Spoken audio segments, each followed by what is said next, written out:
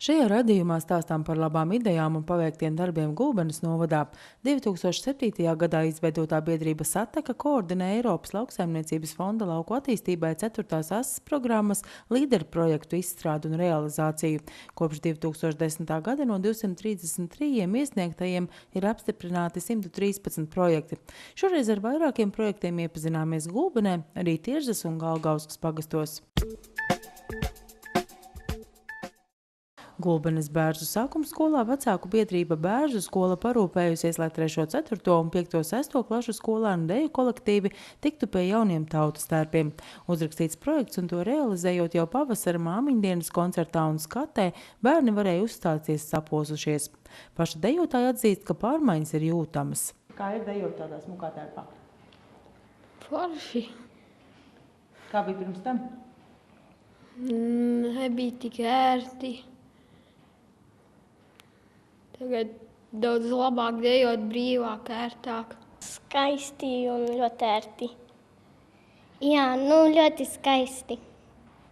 Kā bija pirms tam kādi? Pirms tam bija, netik skaisti. Ir savādāk sajūta dejot tādos jaunos smukos tērpos? Jā. Tērpi ir ļoti skaisti, arī nav izbalājušas krāsas. Ir labāk uzstāties tādos smukos tērpos? Jā. Gaidat, kad nākamgad būs skolēnu dziesmu deju svētki? Jā, gaidam. Esat jau piedalījušies? Tu esi jau piedalījusies? Jā, mēs 1. klasē piedalījāmies. Tāds labs notikums? Jā, ļoti. Kas tur ir tā paša? Tas, kad var palikt tur pa nakti ar draugiem, tad arī, kad visu dienu mēģinājām, tad ir tas koncerts. Mūsu skolā ir 6 deju kolektīvi un visiem nevar nodrošināt tautu tērpus. Tāpēc mēs dejojām ar nepiemērotiem tautu tērpiem.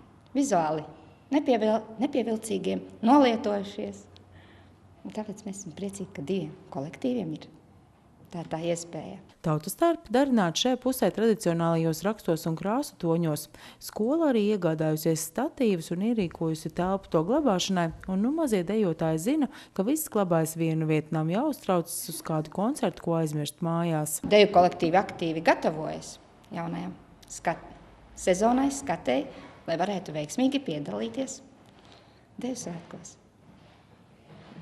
Un jau arī kādos skolas pasākumos. Esat jau izmēģinājuši? Tiek izmantoti skolas pasākumos, un viņus var izmantot ne tikai dejotāji, bet arī dziedātāji, ja ir vajadzība. Par mazākajiem gulbeniešiem un rūpēm par viņiem arī turpinām. Gulbenes Rotary klubs realizējis līderu programmas projektu, lai uzstādītu vairākus rotaļu laukuma elementus Gulbīšu parkā. Tā ideja jau mums ir aizsākusies jau vairākus gadus bija iepriekš, pirms mēs rakstījām projektu. Tā kā klubam bija 5 gadu jubileja, mēs jau Gulbīšu parkā tā kā izveidojām jau pirmās bērnu rotaļlietu šūpuli un karuseli. Un tad mēs sapratām to, ka mēs tā kā gribam vairāk attīstīt to domu un plašāk, lai būtu pieejami, jo redzējām, ka bērniem tas ir vajadzīgs. Un tad mēs startējām projekta konkursā, un pirmajā reizē mums diezgan neveiksmīgi bija, neguvām atbalstu, bet mēs neatlaidāmies, un klubs tā kā mazliet piestrādājām pie projekta kvalitātes un sniedzām projektu 2. reizi, un arī saņēmām šo finansiālo atbalstu. Un jāsaka tā, ka šobrīd ir uzstādīts 3 pilnīgi jaunas bērnu rotaļu atrakcijas, iekārtas ir pirktas Zviedrijā, ir realizēts projekts, un jāsaka, ka pieprasījums ir, bērni ir apmierināti, protams, un iekšēji mēs domājam, ka mēs neapstāsimies un domāsim, kā varbūt šo attīstīt lēnām soli pa soli arī tālāk. Rotary kluba biedri atzīst, ka rūpes par bērniem un jauniešiem ir viena no kluba darbības jomām. Mēs redzējām, kad pilsētas parkā pietrūkst vietas, kur maziem bērniem varbūt ar māmiņām aiziet, atpūsties, rotaļāties, jo šeit apkārt ir arī daudz dzīvokļu mājas. Un tā bija viena no iespējām, kā mēs varētu viņiem arī atrisināt problēmu, kur pavadīt brīvo laiku. Un tad lēnām skatoties, kādam vecuma posmam vairāk tas noderētu, un principā šie ir mazie bērni, tas prasa, zinām, arī fizisko izturību, un tas arī attīsta bērnos un lai ir. Kopš 2001. gada Gulbenē darbojas orientēšanās klubs Pūznis, kas apvieno gan lielus, gan mazus šī sporta veida cienītājus. Tā kā klubā ir daudz bērnu un jauniešu, tas sadarbojas arī ar sporta skolu. Šajā sporta veidā interesantais ir tas, ka mēs esam ne tikai sportisti, bet mēs esam arī lieli dabas draugi. Un es nebaidos teikt šo vārdu, jo tas ir tā, ka katram bērnam tiek iemācīts ne tikai iesaistīties sportiskajās aktivitātēs, bet arī mīlēt savu novadu, arī novada dabu, būt vairāk mežā, iemācīties ne tikai varbūt tīri sportisko, bet arī, teiksim, kaut vai seņojot, katram cilvēkam ir vajadzīgs saprast, kur tu ej, kur atrodies. Tas praktiski pielietojamas zināšanas. Tās ir pielietojamas zināšanas ne tikai sportā, bet arī ikdienā sadzīvē. Pirms dažiem gadiem orientēšanās klubs realizēja projektu un iegādājās savām aktivitātēm nepieciešamo inventāru. Iegādājāmies orientēšanās inventāru. Tie ir kontrolpunkti. Šeit es esmu nolikusi.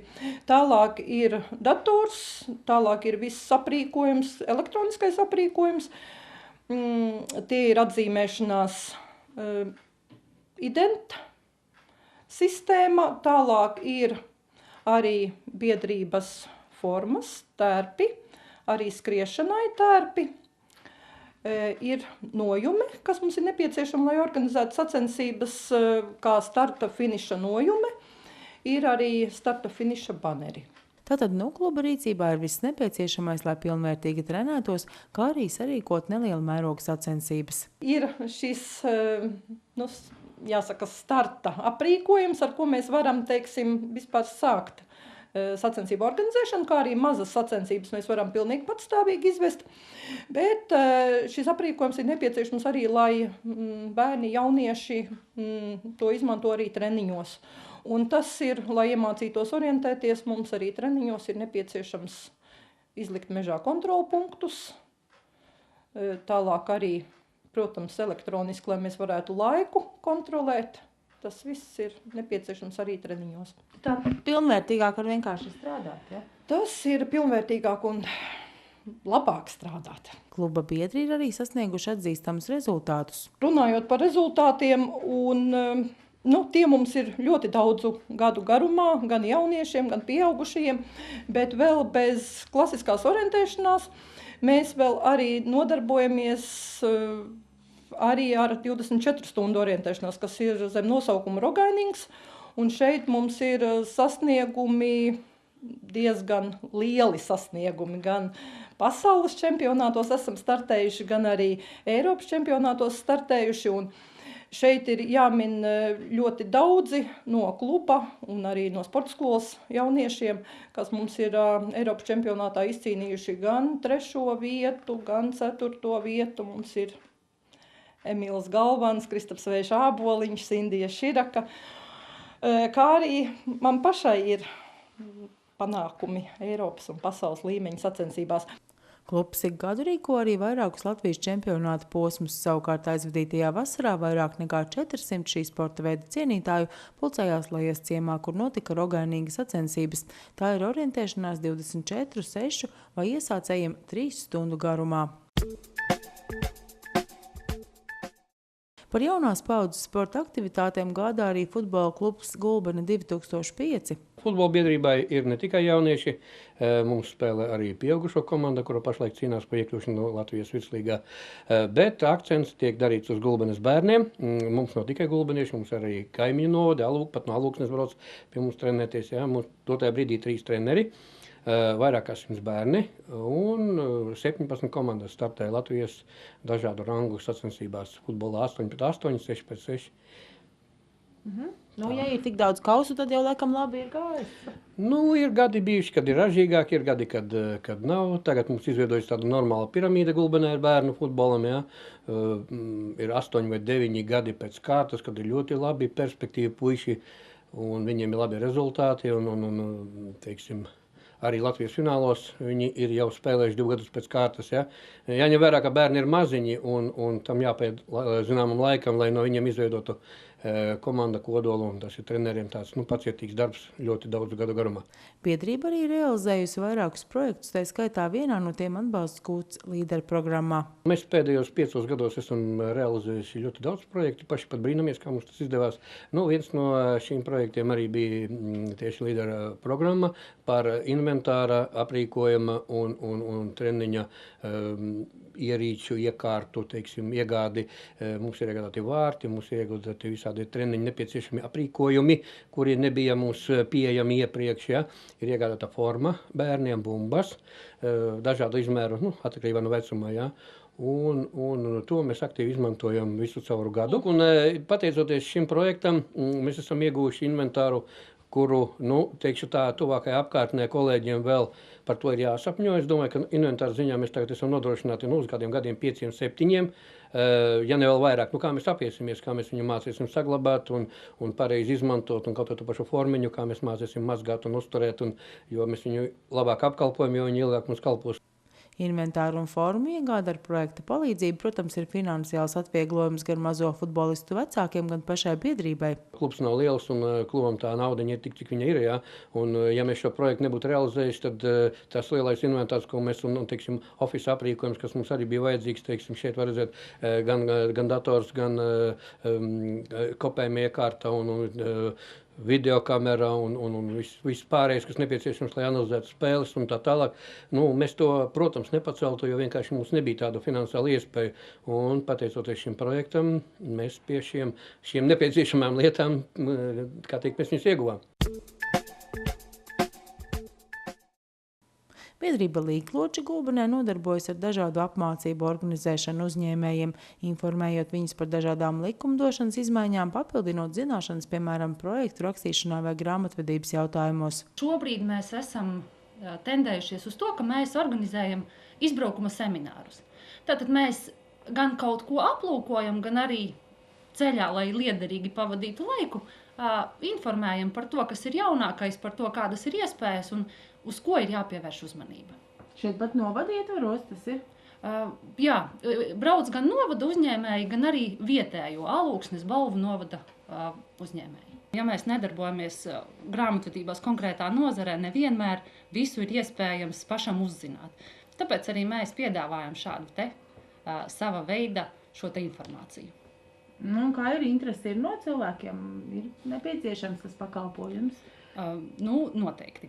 Tāpēc, kad ir daudzas lietiņas, ko cilvēki vispusēji kaut kur dzird, un tad ir šī iespēja jau mums izskaidrot sīkāk, lai būtu saprotamāk, jo nevienmēr tas likumi ir uzrakstīti tā, lai var saprast jebkurš. Lai darbu veiktu sekmīgāk, biedrība rakstot projektu guva līdzekļus portatīvā datora un multifunkcionāla printera iegādei. Ir gan printeris, gan kopētājs, gan skeneris. Līdz ar to tātad, ja iespējams vai kaut ko izprintēt, tad tiek saprintēti gan materiāli izdales, gan arī, ja ir vajadzīgs kaut kas ieskanēt tālāk pārsūtīt. Tā kā, jā, šī aparatūra ļoti, ļoti nodara. Kā pirms tam darījāt, ja nebija? Pirms tam vairāk tas bija tādā labdarības līmenī, kad tīri kas sanāk, kur sanāk, to arī daramies. Tad šobrīd tieši tā, jo tas ir daudz vienkāršāk un daudz, man liekas, pat efektīvāk. Gulbenes novada vēstures un mākslas muzejs savukārt, pateicoties līdera programmas atbalstam, var daudz radošāk iekārtot savas ekspozīcijas, jo iegādātas 2 izstāžu sienas. Šajā konkrētajā zālē, kas ir Gulbenes novada vēstures un mākslas muzeja izstāžu zāle, gada gaitā, gada garumā aptuveni 8-9 maināmās izstādes tiek realizētas.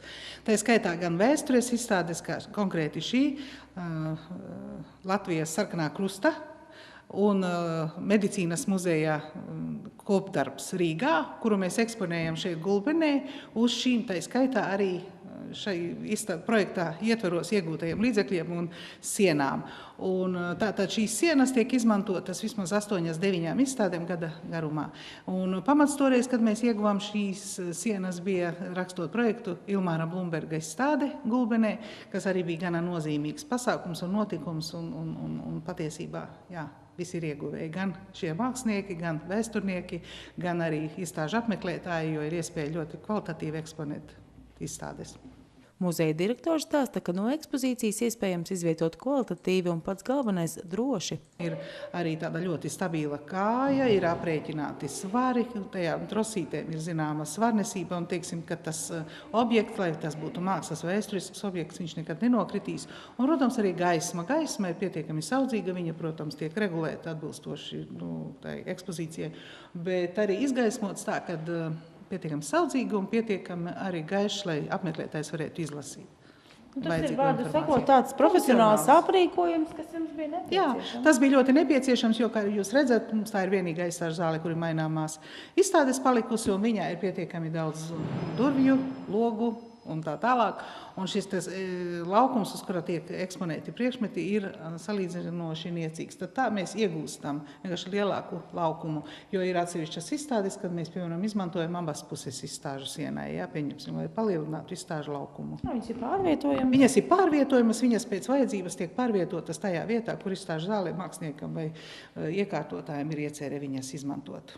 Muzeja atzīst, ka gaida, kad atkal būs iespēja iesniegt projektus, jo nepieciešams iegādāties arī jaunas vitrīnas, podestus un cita veida aprīkojumu, kas noderētu izstāžu un ekspozīciju iekārtošanai.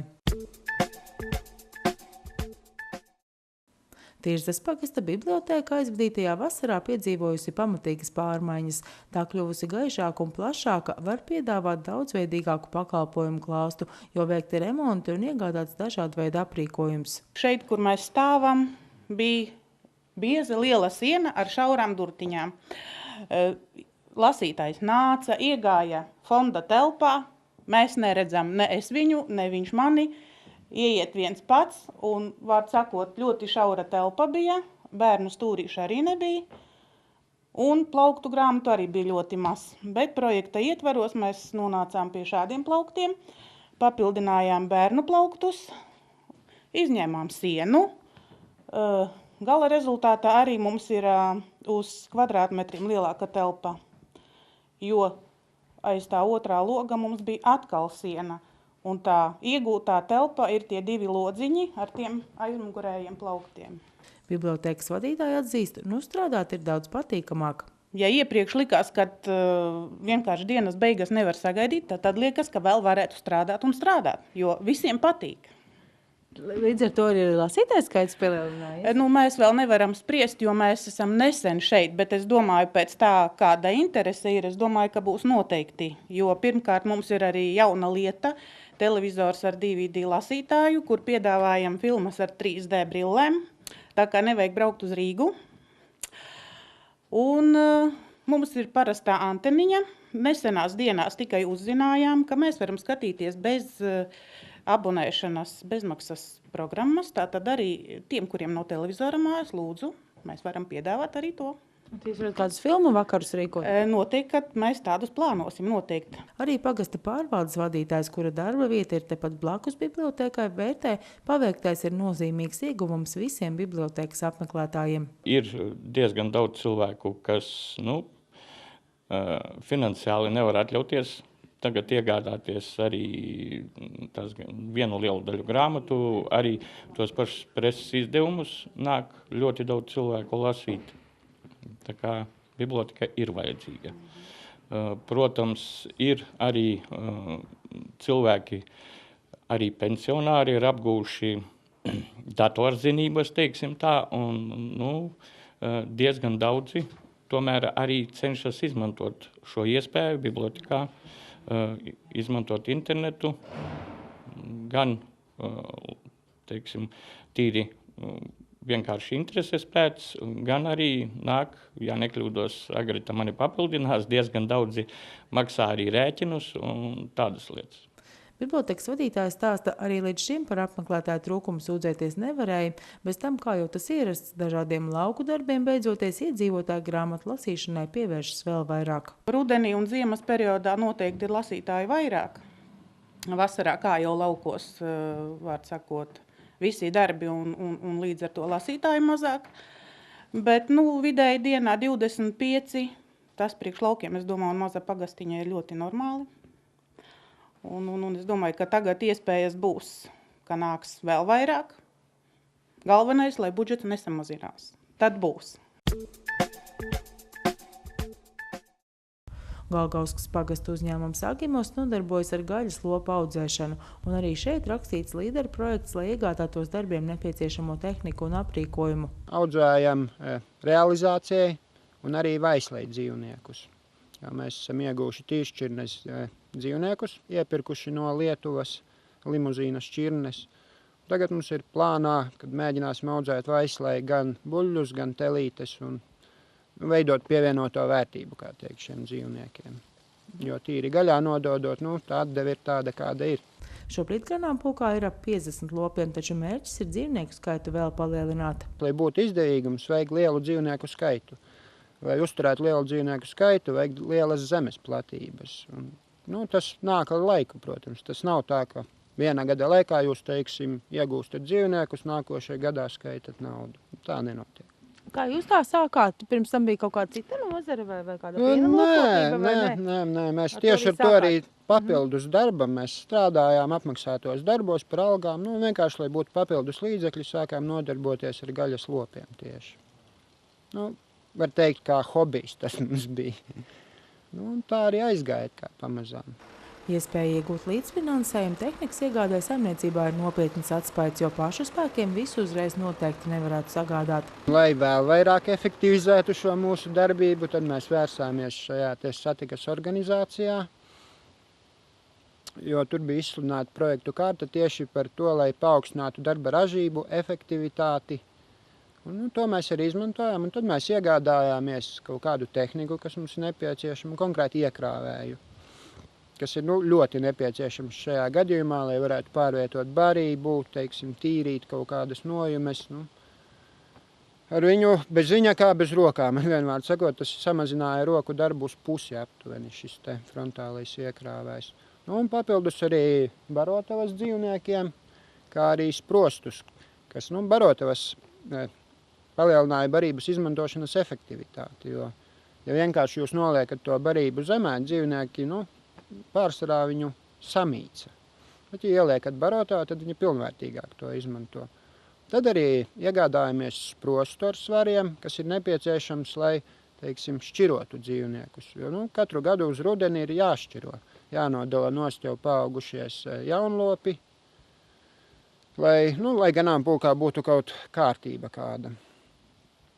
Tas arī ir drošāk, teiksim, ja vajag veikt kaut kādas veterinārās manipulācijas, to pašā sprostā mēs šo dzīvnieku iedzenam, un tad var droši iet viņam klāt un darīt visu, ko vajag. Imants Vanaks atzīst, šīm savam darbam perspektīvu redzam, un tāpēc arī virzāmies uz mērķi – dzīvot laukos un strādāt un pelnīt tikai savā uzņēmumā.